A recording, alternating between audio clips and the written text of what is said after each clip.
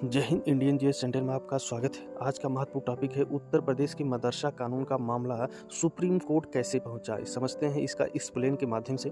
UP का मदरसा कानून क्या है समझे। सुप्रीम कोर्ट के फैसले से 17 लाख छात्रों को कैसे मिली राहत, आज समझते हैं। इसके लिए परीक्षा की भी दृष्टि महत्वपूर्ण है, आज समझते हैं सबसे महत्वपूर्ण कैसे हुआ।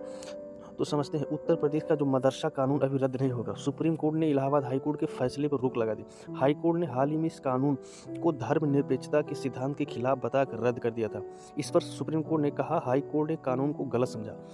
चीफ जस्टिस डीवाई चंद्रचूड़ और जस्टिस जेबी पारदीवाला और जस्टिस मनोज मिश्रा ने कहा इलाहाबाद हाई कोर्ट ने कानून के प्रावधानों को समझने में गलती की। हाई कोर्ट, ध्यान देना, हाई कोर्ट ने 22 मार्च को UP board of Madrasa education act 2004 को असंवैधानिक और धर्मनिरपेक्षता के सिद्धांत का उल्लंघन बताते हुए निरस्त कर दिया था। लेकिन अब सुप्रीम कोर्ट ने हाई कोर्ट के फैसले पर रोक लगा दी। इसका मतलब ये हुआ यूपी में मदरसा चलते रहेंगे।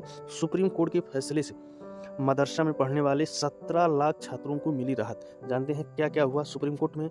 सुप्रीम कोर्ट में क्या क्या हुआ आज समझते हैं डिटेल में। इलाहाबाद हाई कोर्ट के फैसले को मदरसा की संस्था मैनेजर्स एसोसिएशन मदरसे ने सुप्रीम कोर्ट चुनौती दी। संस्था की ओर से सीनियर एडवोकेट अभिषेक मनु सिंघवी ने कहा सुप्रीम कोर्ट में दलील दी कि मदरसा 120 साल से चल रहा और अचानक रोक लगने से 17 लाख और 10,000 शिक्षक प्रभावित हो गए। तो ध्यान देना, कितने छात्र वहाँ मदरसे में हैं? 17 लाख और कितने 10,000 शिक्षक। मदरसों में मॉडर्न सब्जेक्ट नहीं पढ़ाया जाता। हाई कोर्ट ने इस तर्क पर मनु सिंघवी ने कहा कि ये मैथ, साइंस, हिंदी, इंग्लिश जैसे विषय भी पढ़ाए जाते हैं। ये मानना गलत होगा। मदरसों में सिर्फ धार्मिक शिक्षा दी जाती है। आइए समझते हैं और क्या दलीलें दी गई है मनु सिंघवी द्वारा। सिंघवी ने दलील दी कि हरिद्वार और ऋषिकेश में बहुत प्रसिद्ध गुरुकुल है जो अच्छा काम कर रहे हैं। मेरे पिता के पास वहाँ की डिग्री है, क्या आप इन्हें कहकर बंद कर देंगे वहाँ धार्मिक शिक्षा दी जाती है?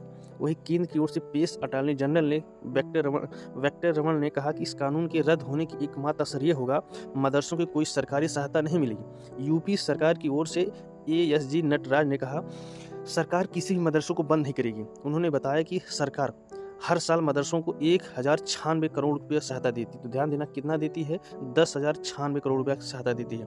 और समझते हैं क्या हुआ। सुप्रीम कोर्ट ने क्या कहा। सीजेआई चंद्रचूड़ की अगुवाई वाले बेंच ने हाई कोर्ट के मदरसा कानून के प्रावधानों को गलत व्याख्या की क्योंकि ये धार्मिक शिक्षा नहीं हो देता। कोर्ट ने कहा मदरसा बोर्ड का रेगुलेट किया जा सकता है और इलाहाबाद हाई कोर्ट का ये कहना प्रथम दृष्टा सही नहीं है। बोर्ड के गठन से धर्मनिरपेक्षता का उल्लंघन होगा। कोर्ट ने कहा कि अगर हाईकोर्ट का इस बात की चिंता थी मदरसों में पढ़ने वालों को क्वालिटी एजुकेशन मिले तो इसका समाधान मदरसा कानून रद्द करने से नहीं होगा। ऐसे करने के बजाय पॉपुलर गाइडलाइंस जारी करनी होगी ताकि छात्र क्वालिटी एजुकेशन से वंचित न रहें। बेंच ने आगे कहा कि हाईकोर्ट का आदेश 17 लाख बच्चों के भविष्य को प्रभावित करेगा। हमारी नज़र प्रथम दृष्टया से फैसला सही नहीं था। तो आज समझते हैं और क्या क्या हुआ।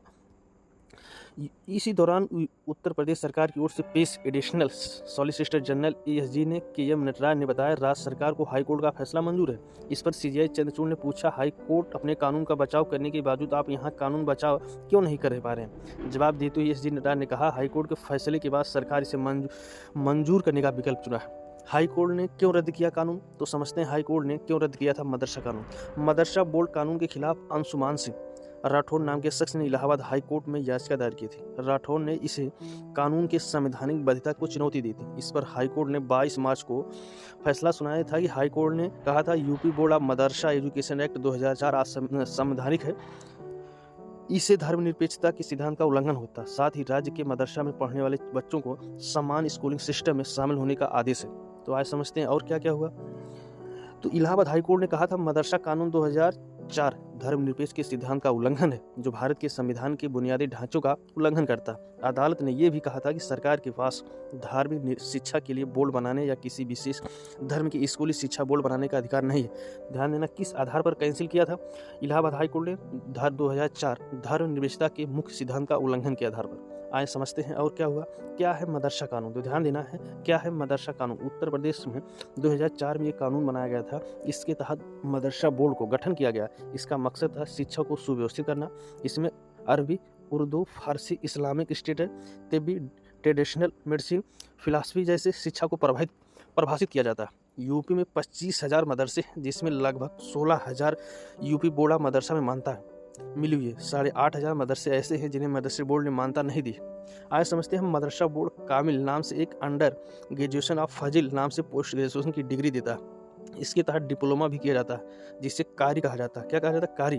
बोर्ड हर साल मुंशी और मौलवी 10वीं क्लास और आलमी 12वीं क्लास का भी एग्जाम करवाता है। आज समझते हैं, ये समझना आज समझे महत्वपूर्ण जानकारी आपको जानकारी हुआ क्या है मदरसे के बारे में। हाई कोर्ट ने क्यों निरस्त किया था? तो धर्मनिरपेक्षता के आधार पर 2004 के।